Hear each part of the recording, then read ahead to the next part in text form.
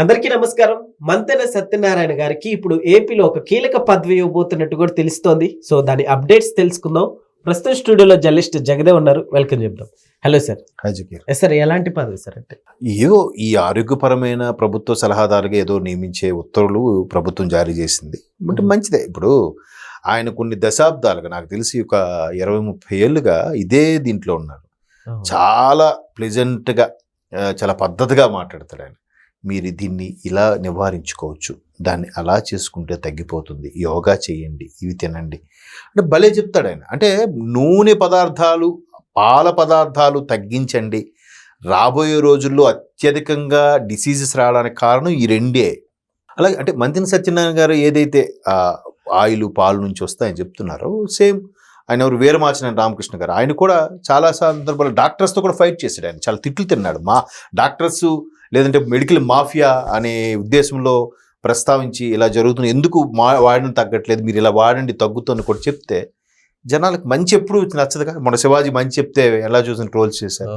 అలాగే ఈయన కూడా అయితే ఈయన శుతిమెత్తగా చెప్తాడు, మీరు మా ఆశ్రమంకి రండి, మీరు ఇలా ఇన్ని రోజులు ఉండండి, ఇలా ఈ విధంగా చేయండి, ఖచ్చితంగా డైవర్ట్ చేస్తాం, మందులు మాకులు లేకుండా ఎస్పెషల్లీ ఇంగ్లీష్ మెడిసిన్ లేకుండా తగ్గించే కార్యక్రమంలో ఆయన అక్కడే అమరావతి దగ్గరలో ఒకటి, తర్వాత నర్సాపురంలో ఇంకెక్కడ ఒకటో రెండో ఉన్నాయి నాకు తెలిసి, వాటి మీద చేస్తారు. ఇప్పుడు కరకట్ట దగ్గర ఆయన ఆ సేవలు చేసడానికి ఒక ప్రభుత్వ సలహాదారుగా నియమించడం అంటే మంచి వాళ్ళని కూడా ప్రభుత్వం గుర్తించి వాళ్ళకి ఉత్సాహంగా ఇటువంటి కార్యక్రమాలు చేస్తుంది. వాళ్ళకి ఏదో ఇచ్చేస్తున్నారు కదా, గుర్తింపు ఇస్తే వాళ్ళకి ఎంత హ్యాపీగా ఉంటుంది. ఇప్పుడు మొన్న ఆయన పేరు చాగంటి గారు ఉన్నారు. చాగంటి గారికి మరి ప్రభుత్వం గుర్తింపు ఇచ్చిందిగా, ఆధ్యాత్మిక సలహాదారు. మేము తప్పుడు నడకలో, తప్పుడు దారిలో కానీ తప్పుడు తడకలు వేస్తే మాకు ఒక మొట్టికాయ వేసి హెచ్చరించండి మాస్టారు అని చెప్పి ఇచ్చారు. ఎంత గొప్ప విషయం. ఆ సందర్భంగా చంద్రబాబు నాయుడు గారు చిన్నప్పుడు వాళ్ళ తల్లిగారు చెప్పిన కథలతో గుర్తు చేసుకొని ఇట్లా ఉండాలి, మీలాగా చెప్పేవాళ్ళు మాకు ఉండాలన్నారు. నేనే రాజుని, నేనే ముఖ్యమంత్రిని, 30 ఏళ్ళు నేనే ఉంటా, నువ్వెవడు రాజు చెప్పడానికంటే ఇది కదా పద్ధతి. ఇక్కడ ఇలాంటిది కోరుకోవడం చాలామందికి ఇంప్రెషన్గా ఉంటుంది. ఇప్పుడు ఆయన దగ్గర ఆయన సిద్ధాంతాలు, ఆయన ట్రీట్మెంట్ సంబంధించి ఎవరైతే ఫాలో అవుతారో, అరే మా గురువు గారికి మంచి గుర్తింపు ఇచ్చింది ప్రభుత్వం అని ఒక ఇంప్రెషన్ ఏర్పడిందిగా. అదే రాజకీయం అంటే, అదే ప్రజల నాయకుడు అంటే. ఆ లీడర్షిప్ క్వాలిటీస్ అవే. ఓకే, ఇట్లాంటి మంచి వాళ్ళని గుర్తిస్తుంది ప్రభుత్వం, వాళ్ళకి అండగా ఉంటుంది, వాళ్ళకి చేదోడు వాదోడుగా ఉంటుంది అనే దాని మీద ఈవెన్ సత్యనారాయణ గారి భార్య కూడా, ఆవిడ కూడా ఏదో సంథింగ్ డాక్టర్ అనుకుంటా, ఆశ్రమంలో అన్ని ఏం లేదండి. భారతదేశంలో మన దగ్గర ఉండే అలవాట్లు ఏంటంటే, పూర్వం మన తల్లులు వాళ్ళు చేసేది ఇప్పటికీ కొంతమంది ఆడవాళ్ళు చేస్తున్నారు తప్పు మాట.